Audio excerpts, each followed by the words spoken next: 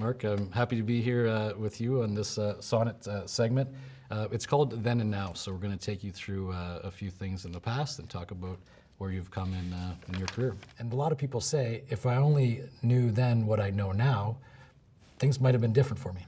What advice would you give your younger self? I think the biggest thing would probably be like, don't sweat the small stuff.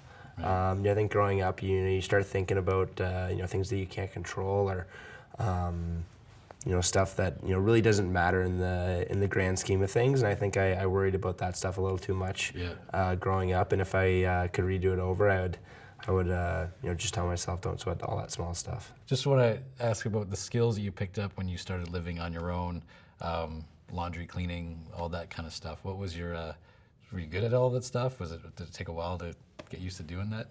Those chores, I guess, on your own? Oh, it definitely does. Like, I think laundry was the toughest one that I needed to learn, just in terms of separating lights and darks, and what temperature to do certain clothes at, whatever it is. Yeah. I think that's been the toughest. I'm actually not a bad cook. I learned. I lived with a roommate one summer, Julian Melchiori, and he was a good cook. He already had a year of pro under his belt, and he kind of learned how to cook, and grew up from his dad and learned how to do a lot of things. So he taught me how to cook. So I'm actually not a bad cook. I don't do it too often, but I'm not bad when you put me at the helm of an oven or whatever it is. But I think laundry was the toughest thing for me to learn. Do you have any stories about going back to Kitchener and seeing some fans or kids, or do you get recognized? Or the last few years, maybe a little more than the previous ones. But it was actually funny. At Christmas, I was just at a random diner with my agent, and we were having breakfast, and a bunch of hockey, or guys from a hockey team walked in, some little kids, and one of the kids recognized me, and all of a sudden, by the end of the breakfast, I was signing all their napkins with crayons, and that's awesome. So that was a really cool experience to do in my hometown, and see that kind of support, and kind of get recognized. So that was definitely very humbling. That's great. It wasn't too long ago that you were getting autographs yourself, and I would have been doing the exact same thing. You talked a lot about your parents and the influence that your dad Brad and your mom Mary Lou had on you. So and you answered some questions about your upbringing and things. So we decided it'd be nice to bring your mom in here, bring Mary Lou to verify some of your stories and get her to answer a few questions. Awesome. Hey, Mama. Hey, honey. I'm not quite sure about that laundry debt that you did. What do you mean? Do you do laundry? I used to. Yeah.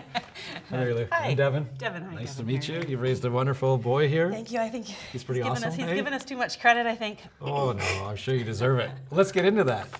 The credit and sort of growing up when he was a boy, and what was he like? What was he same as he is now? I think the word that comes up most of the time is he was intense about whatever it was. Intense, okay. Intense. Whatever the sport was, It was going to be volleyball season at high school. Him and his brother were out volleying on the roof and wrecking all the shingles. Or if it was, basketball, they spent hours, basketball, lacrosse, they just spent hours with the lacrosse stick. It was whatever he was doing, he went full out at it. So, once he realized it was hockey was going to be his that was always his passion. But when he focused totally on hockey, he kind of knew that he was going to give his all to it, and he has. How proud are you as a mom and your husband Brad and I think the hockey player part is so amazing, but in that with being such a good person, how does that feel as a mom? It brings tears to my eyes lots of times. You read a little clip about him giving up his parking spot to somebody who was running to an exam. Those little things sound like a little thing, but it's what probably I'm most proud of. Yeah. You always knew that he was a good athlete, but every level he was at, he kind of excelled, and just kind of. I can remember the first game that you got a hat trick with Barrie. You lost to Brampton 9-3, but Mark got all the goals. And for probably 2 or 3 weeks later, it would just every once in a while it would hit me, and I'd think, we got a hat trick in the OHL. Like, it was just kind of felt Yeah. a little unreal. Yeah. Would just kind of take me back, and then he's done that in the NHL too. That's awesome. I like to replay some. Yeah. You save some of those moments, and you just think it's really kind of amazing